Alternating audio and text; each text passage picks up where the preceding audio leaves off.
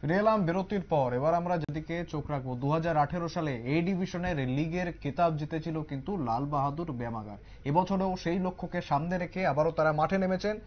এবারও শিরোপা দখলের লক্ষ্যকে সামনে রেখে মাঠে নেমেছে লাল বাহাদুর ব্যামাগার এবং সেই প্রস্তুতি ইতিমধ্যেই শুরু করে দিয়েছে। আপনারা দেখতেই পাচ্ছেন সরাসরি সেই ছবি। বহির্রাজ্যের প্রতিভাবান তরুণ ফুটবলারদের পাশাপাশি রাজ্যের খ্যাতনামা ফুটবলারদের নিয়ে উমাকান্ত মিনি স্টেডিয়ামে অনুশীলন চালিয়ে যাচ্ছেন কোচ সমরজিৎ দেববর্মা।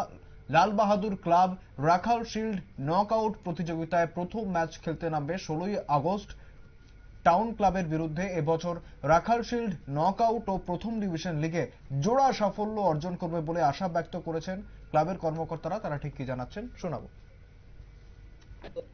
14 জন আছে মিজোরাম থেকে, আর 3 জন আসছে আমাদের শিলিগুড়ি 18 তারিখের পরে। আর এদিকে আমার 5 জন আছে লোকাল, লিয়েনে আসবে, লোকাল লিয়েন।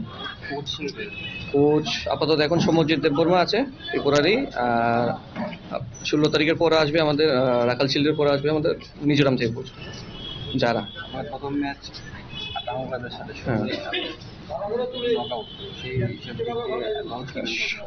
সবাই ফার্স্ট টাইম এখন মিজোরাম থেকে যারা এসেছে। সিনিয়র আছে জোসেফ, গত বছর নাইনগুলোতে খেলেছিল। 15 উপরে পুরোটা টিম দেওয়া আছে, ভালোই। এখন আই লিগের সেকেন্ড ডিভিশনের লিগের প্লেয়ার আছে 3 জন। একেবারে শুনলেন ক্লাবের কর্মকর্তারা তারা ঠিক কি জানাচ্ছেন।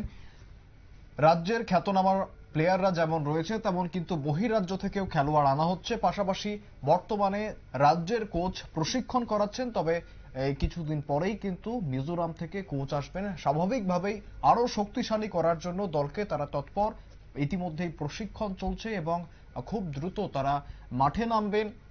এবারেও কিন্তু সেরার সেরা শিরোপা দখল করার উদ্দেশ্য নিয়ে তারা মাঠে নামতে চলেছেন। ফিরে আসে একটা বিরতির পর, সঙ্গে থাকুন।